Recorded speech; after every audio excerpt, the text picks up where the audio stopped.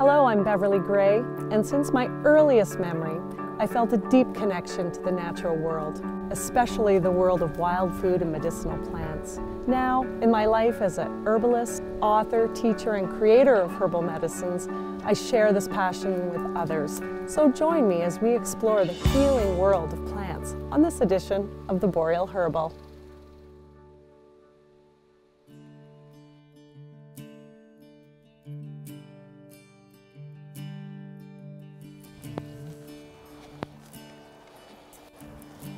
Promise I won't whack you with this. The same thing. Yeah, get it. Oh, there's it. It's late summer in the Yukon, and I'm here with my very special guest, Robert Rogers.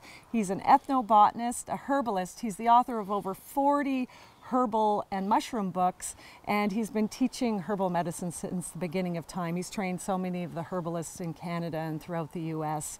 And today we're here gathering different plants, and we're right here in front of the soapberry, Shepherdea canadensis.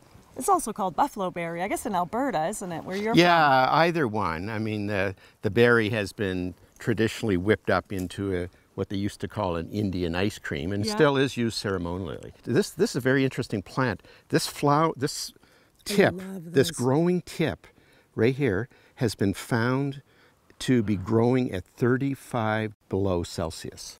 And it contains very interesting compounds that are useful for humans, particularly a number of alkaloids that are MAO inhibitors, which is an old class of antidepressant. Right. And so it's available all through the winter because it's alive, and it would be made into a tea and drank for depression and people who were, I mean, you can imagine it gets dark here for all, you know. I've lived it, I know. Yeah, exactly. I don't have to tell you.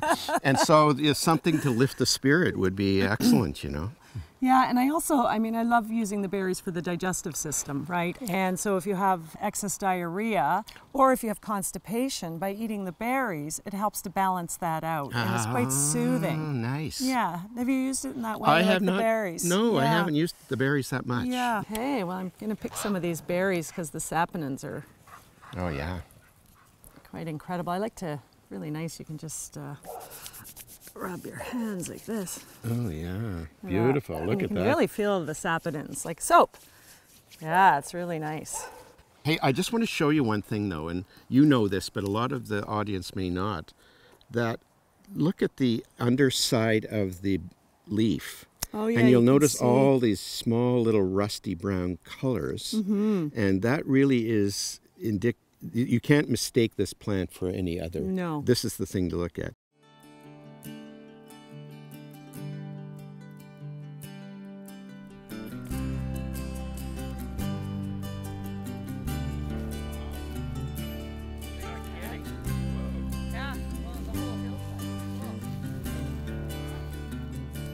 So we're on this sunny, south-facing, dry slope, which is really typical for bearberry, Arctostaphylos uva-ursi, which is in the heath family, and it's got incredible medicinal qualities.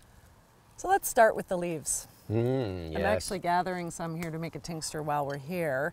Quite incredible how well it works for urinary tract infections as a tea or as a tincture, an alcohol tincture. It really is. Yeah. It's one of the best. I think it has that perfect combination of a little bit of demulcent, soothing to the urinary tract, but also very disinfecting, like antibacterial. Yeah. Especially with those nasty bacteria like E. coli and Proteus, which really thrive in the pH that's high in urine. For example, 7 and higher.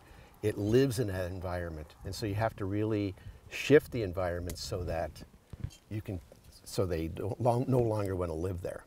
So that's the whole idea. And uva-ursi is one of the most outstanding. It is. I like to use the leaves as well as a mouthwash for any kind of mouth infections because it's antibacterial and it works very well in that way. Like gingivitis, for example. Like gingivitis. Very good idea. The berries, which we talked about earlier, yes. they are really pretty, aren't they? They are. I like to look at them. They're very nice. Yeah. Yeah. And you just want to eat them? You can. Very pithy, Yeah. very dry. They have a sweet flavor to them, and there's that big seed in the middle that you're talking about. Paralyze your bowel. Paralyze my bowel. So that is, but that's why they could be good if you have a bit of diarrhea. Just have a couple of the berries. Slowing things down. Slowing things down. Beautiful plant. It's one of my favorite. In fact, it's one of the top 10 in the world in herbal medicine. And it can be sustainably harvested. For example, you'll notice how it usually goes in runners. Yeah. And if you harvest sensibly by just snipping off rather than pulling the whole root, you come back in a couple of years, it's really grown right back in. That's it. So people need to do it properly. So I'm just going to add a bit of this vodka over there. We'll just get a little bit for now, and I'll come back to it later. And yeah, so for more information on making tinctures, you can see my book, The Boreal Herbal, Wild Food and Medicine Plants of the North, and you'll get full instruction on how to make a alcohol tincture. So I've got about 1 part of the bearberry. I've added some of the vodka. And, you know, it's really important that the fresh plant matter be covered. Yes. And I'll shake it. So do you want to talk a bit about the difference of fresh versus dried when making tincture? Yeah, absolutely. You know, for many herbs, I think the fresh leaf particularly is more valuable and really a better medicine. Traditionally, it was always sort of like a 1 to 5 dry plant material because that's all they had was dried herbs. It was part of the trade. But now we're finding that a lot of the active ingredients really lend themselves better to a fresh tincture extract. And for many, it has been shown to be actually superior. So as a herbalist, what would you recommend in terms of dosage for people, say if they had a urinary tract infection? Yeah, well I would, depending on the severity, if there's burning and pain, and up to 40 drops 3 times a day in a little water. Take it at body temperature water, don't drink hot. If you're making a tea, for example. Cool tea or the tincture in some cool water. And 3 times a day, and it should clear itself. At least the symptoms should start to clear within 24 hours. And any contraindications with other medications or with any foods? Well, I think the thing that you need to realize with this particular herb is that it's rich in tannins that can bind up iron. So if you're taking iron supplements for anemia or something, make sure that you take them a couple hours apart. Okay, very good advice.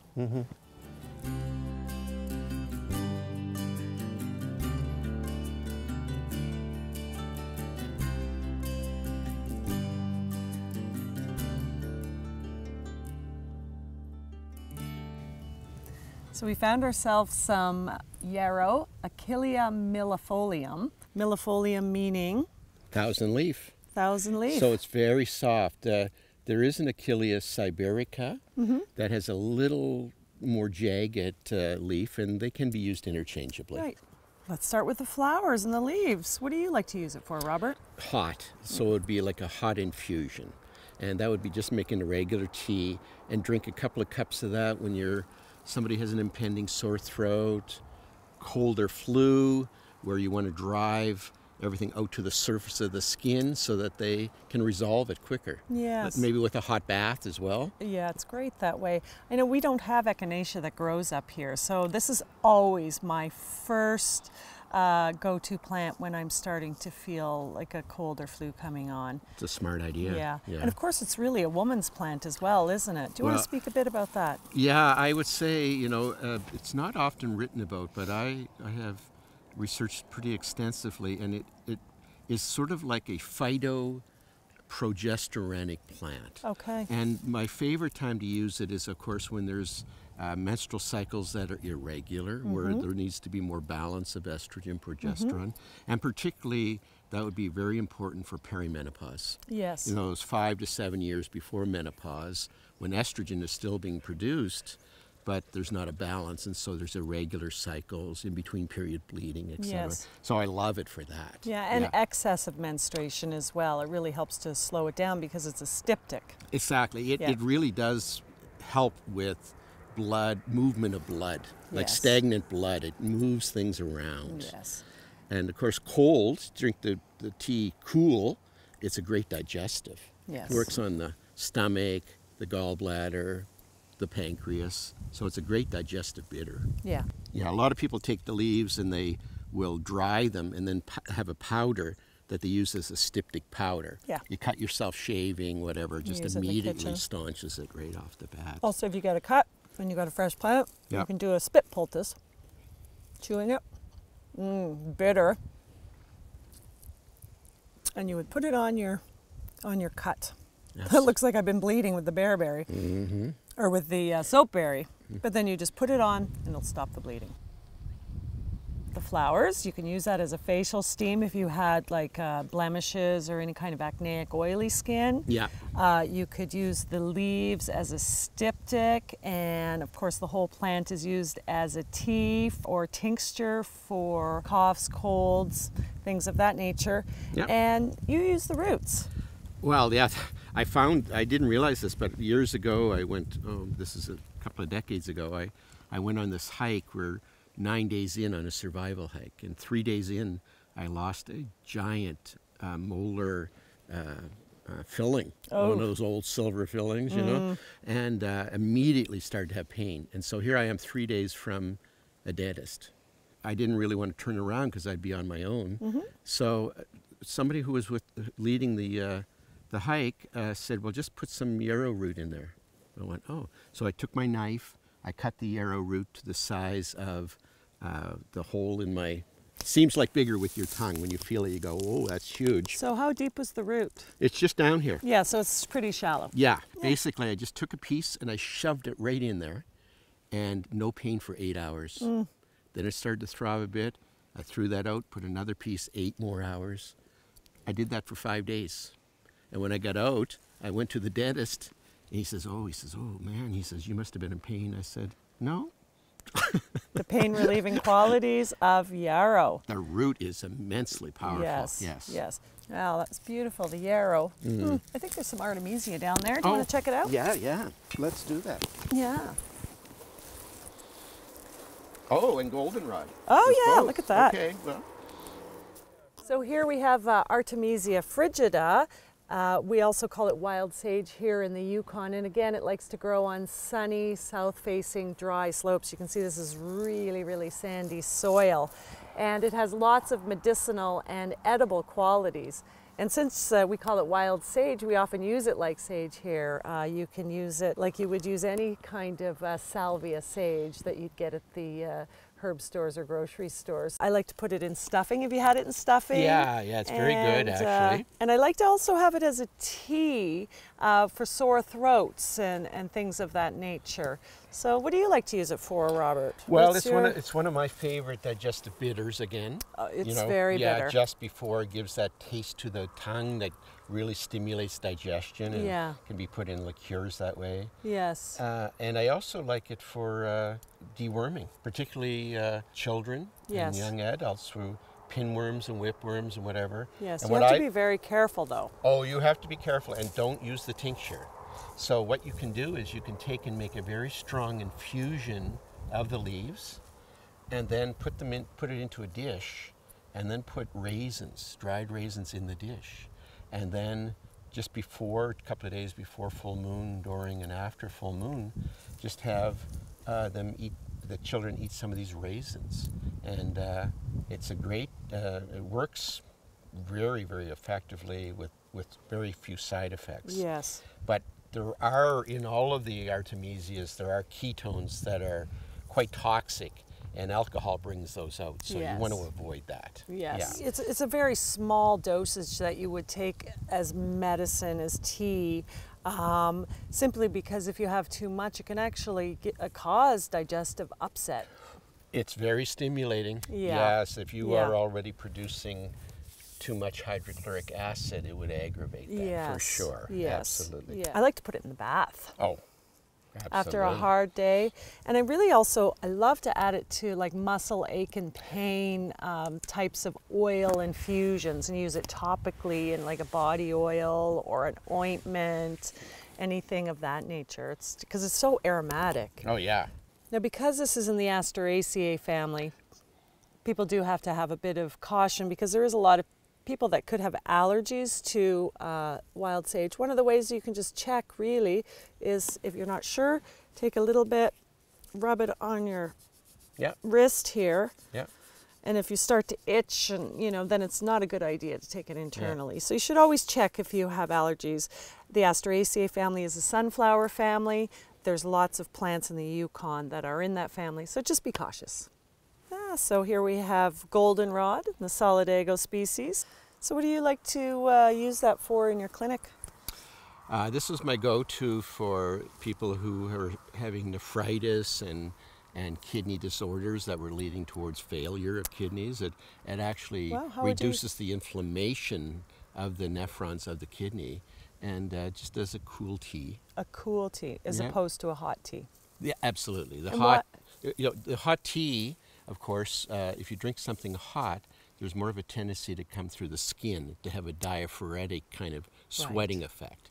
And so by cool, it actually goes through the kidneys exactly how you want it to go. The other thing I really like to use it for is acute and chronic rhinitis, like seasonal allergies and things, and sinusitis. Particularly, a lot of people have chronic sinusitis. And it's my go-to. It's remarkable. You can drink it as a tea, but you can also use it as a neti pot. If you filter well and then do neti pot, it really reduces the inflammation in the sinuses. So can I ask you, what about people who would have allergies to the goldenrod? Well, it's very interesting. It's often accused of creating fall allergies, but it's only because it blooms at the same time as ragweed. The actual pollen of goldenrod is too heavy. It just falls to the ground. So it's not out in the air. Right. Yeah. So yeah, you prefer the leaves. Look at those leaves. They are, they're quite green. And the green leaf is 3 times the antioxidant value of regular Chinese green tea. So Bev, have you found any use for the flowers of goldenrod? I do. I like, I have a lot of friends who are blondies, have blonde hair, and you can take the flowers and make a strong infusion with them. So pouring the hot water over them, make a strong infusion, let them sit for about 20-25 minutes, and it's a really nice rinse for people with blonde hair, and it just really makes their hair soft and brings out a lot of the highlights, especially in the summer. So instead of using those chemical ones, the chemical dyes. So that's another nice one. So you mentioned Labrador tea earlier. I think we should go look for some. Oh, we should, Yeah, definitely. There's some down at the creek. Do you want to go down? Yeah, love to. Okay, let's do that. Let's do that.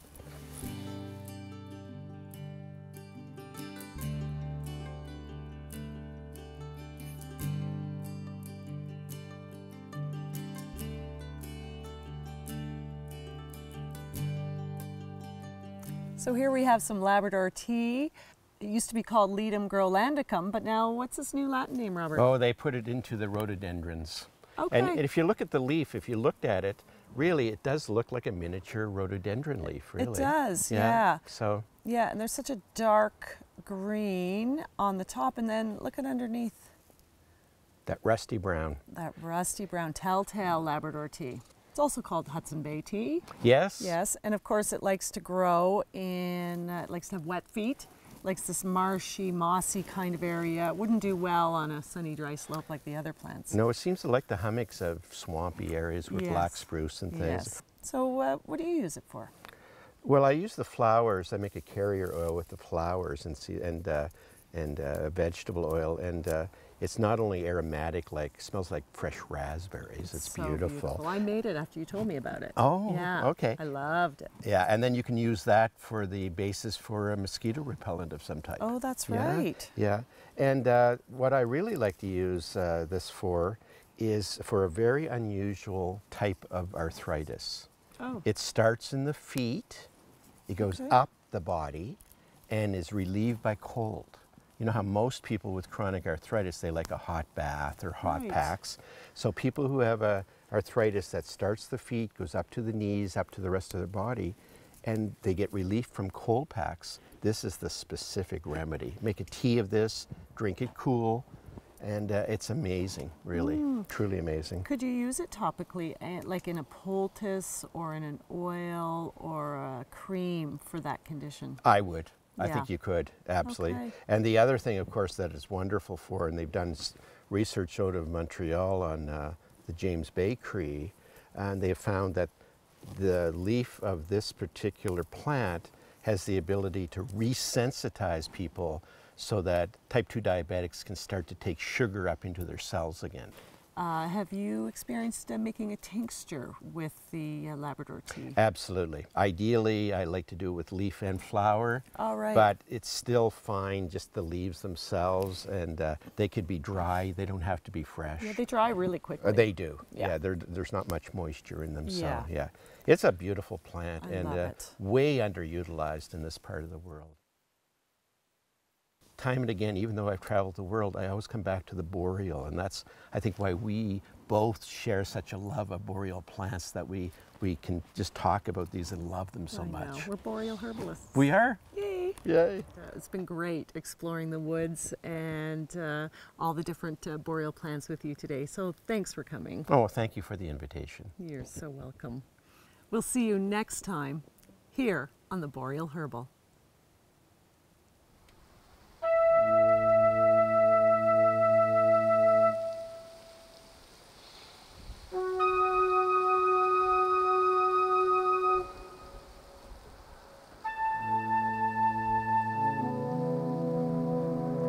Wow, that Artemisia's got a cool vibe today.